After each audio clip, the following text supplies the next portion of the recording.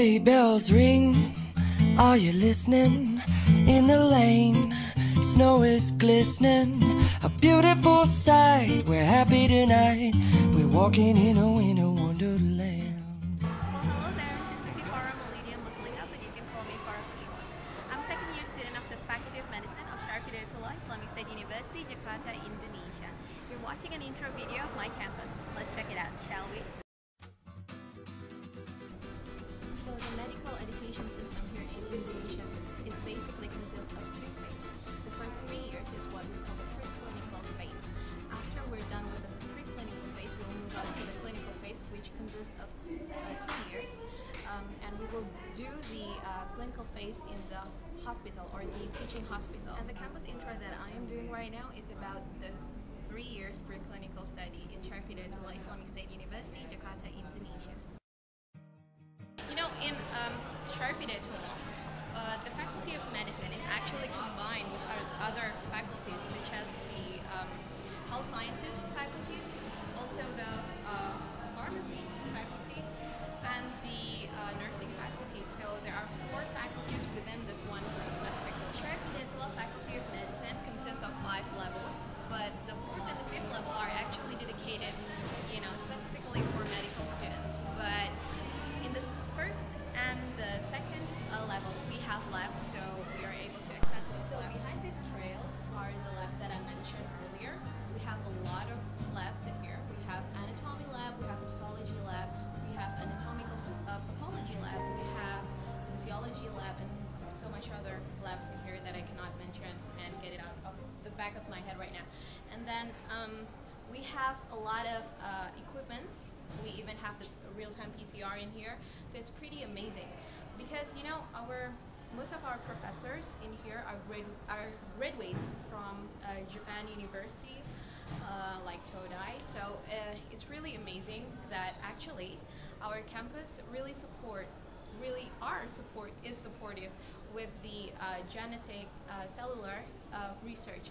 So these labs are pretty amazing actually. I would really love to show you the labs, but it is actually prohibited for us to go inside there right now in this hour, so sorry. We basically have 8 things that we usually do every day from Monday to Friday from 7 a.m. to 4 p.m. in this campus.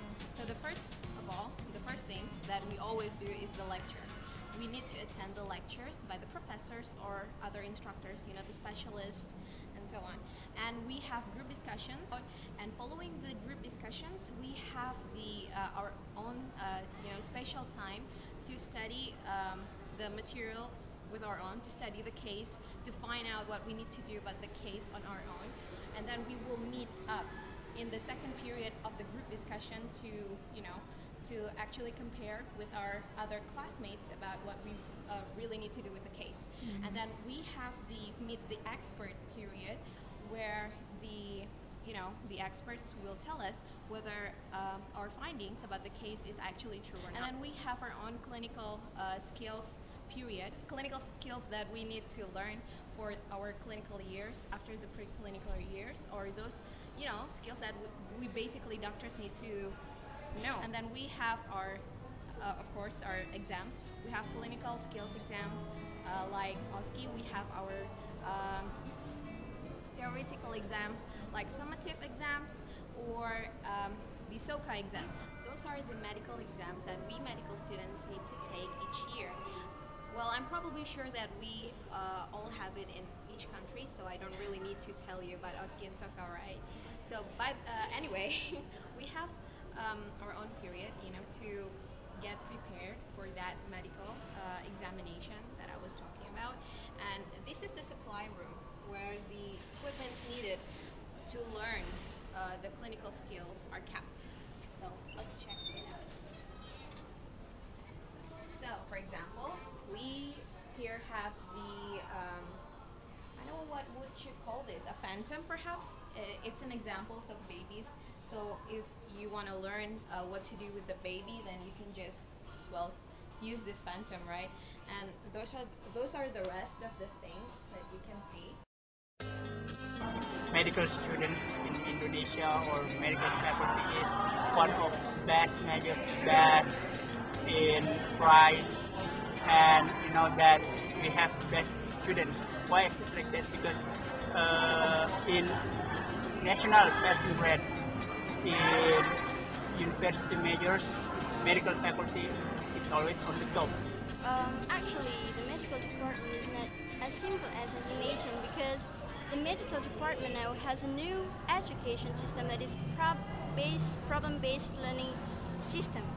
In the PBL system, we need to have some group discussions in every weeks, and it means that now we have more than two kinds of activity instead of a lecturing activity in a class and practicing activity in a laboratory.